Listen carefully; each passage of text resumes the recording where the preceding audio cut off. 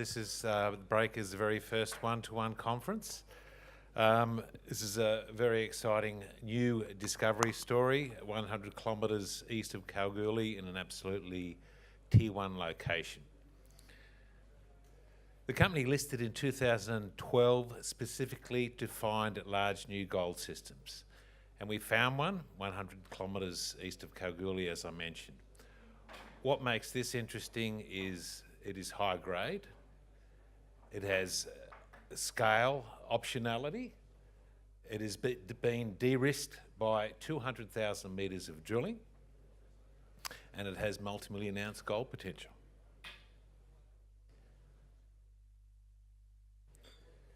Our focus is currently on increasing the resource and getting it into production. We have at an aspirational level, we are targeting construction in a bit over a year, so things are moving quite quickly. This is absolutely new, so the gold comes to service. We don't have any mining legacy issues, and it's growing quickly. In the last 5 months prior to the last resource, we added 500,000 ounces at a cost of $11 per ounce. We've spent $25 million on this project, and for every $18 that we've spent, we've added an ounce of gold. With every release, we appear to be discovering new gold mineralisation within the same stretch, 2.5 kilometre stretch, that we've been pounding for the last 2 years. Still open. Initial optimisations were done 500,000 ounces ago, back in April 2008, and the pit shell was already 2 kilometres long and 250 metres deep. We can mine this thing in an open pit at the resource grade of 1.4. We can mine it at 2 grams or 3 grams. In other words, we have high-grade mining optionality, and that is a very serious de-risking element. Another way of saying the same thing is that we'll decide what the all-in sustaining cost is going to be in the open pit phase of mining, and that is something that is also very unusual. Around about 800,000 ounces of gold occur within the top 150 metres. A near-term catalyst is a resource update planned in April, May, in the next month or two. A couple months after that, or thereabouts, we plan to finalise a PFS which is well advanced. It's an open pit PFS. It's phase 1. I fully expect this to go underground for the simple reason shown in that last bullet point. It is a high-grade deposit. We've got high-grade intersections below the open pit resource that aren't included in the resource. Discoveries like this are very rare worldwide and also in Australia, which is the world's second largest gold producer. These are the largest or the most significant gold discoveries in the last 15 years in Western Australia. If I said Australia, you could add one more. That would be the Fosterville high-grade discovery that's been in the news quite recently. So they don't come along very often, but what's unusual about this one is that this one's in a tight capital structure in a company that is, on the basis of independent broker research on our website, is seriously undervalued at about $80 million. What's also unusual about this discovery is that it will go underground. Not all of them do. The company's run by well-credentialed long-term mining industry players who have a very significant interest in the company. We don't like issuing shares, and that's reflected in the tight capital structure. We had about $6.9 million at the end of December, and our discretional cash burn is per month about $1.2 million.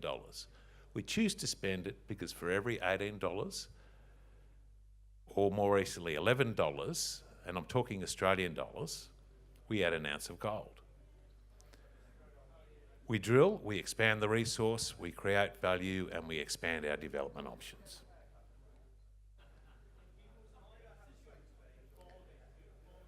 I won't talk to this very extensively, but as I mentioned, there's a lot of experience in there, well over 100 years in exploration and mining, very well regarded individuals. Some of the intersections we've been pushing out in the last 2 years are some of the best seen in Western Australia. You can see in that figure the Sydney Harbour Bridge. This is the first 2 kilometre drill out area. This deposit has very serious scale. The share price dropped significantly in April 2008, and to some extent I think we're still recovering from it. And the main reason for that is because the company, after seeing these, or the market after seeing these intersections, was expecting a high-grade resource. We're starting with an open pit. The costs in Australia for open pit are in the order, based on published feasibility studies of other companies. Lower end is about 0.7 to 0.9 of a gram in terms of operating cost. Above that, you make a profit. What's interesting here is that grade is great, and it is king when you're underground, but not in an open pit. And that's based on observation, hard facts. 49 Australian and New Zealand companies, Q1 2016. You can see the average grade associated with the pits, quite low, 0.7 to about 2.5 grams. But they make the same profit, they have the same all-in sustaining cost as the higher grade underground mines. And that's great, but we also expect to go underground. And if you can go underground, and it keeps going underground, and that's the nature of this style of deposit, you can often add multiples to any NPV you generate in an open pit. This is why we're confident in going underground, high-grade continuous mineralisation that hangs together. It's a similar lode, but a different lode immediately to the north. The same story. It's probably the most important slide of the brief presentation here. We're on the far left. In the light blue are near-term producers, developers in other words. On the far right are recent producers who are performing with varying degrees of success. If you go to our website, look at the broker research, they say that our share price should be double where we are now. So we're starting from a low base. But we're increasing the ounces, and we're increasing them quickly, which increases the size of the pie. At the same time, we're pushing those ounces to the right-hand side of that graph and adding very material value and potential growth to the resource, well, to the company from where we are right now. I won't have time to go into all this, but this summarises some of the de-risking that's gone on. It has been quite serious.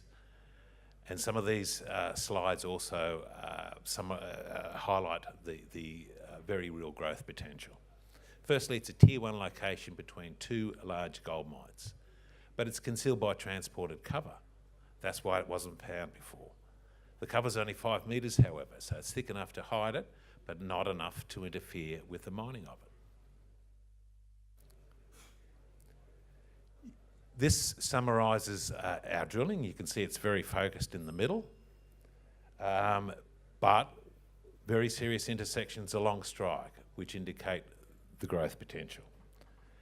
This is sitting in a 550 square kilometre project, so plenty of room to grow. Some of the geometry, this mineralisation style is the most dominant one in Western Australia. The mineralisation is no different. So it's something that's well known and something you can model up. If you can model it up, you can mine it, providing the grades there, of course. Some of the best intersections shown in profile. We're seeing 5,000 to 6,000 ounces per metre, a very quantitative metric that underpins future mining. The pit shell you see here was generated 500,000 ounces ago. It is already 2 kilometres long and up to 250 metres deep. Are we going to mine? There's no question. So we'll have to pretty much wrap it up. You can see here we're just scratching the surface, but we're already seeing enough for a large standalone operation. Metallurgy, tick, it's done. It's a final step. We're in feasibility level met at the moment. So we stumbled on this while we were doing some recce gold down south. We might sell it to augment our gold focus.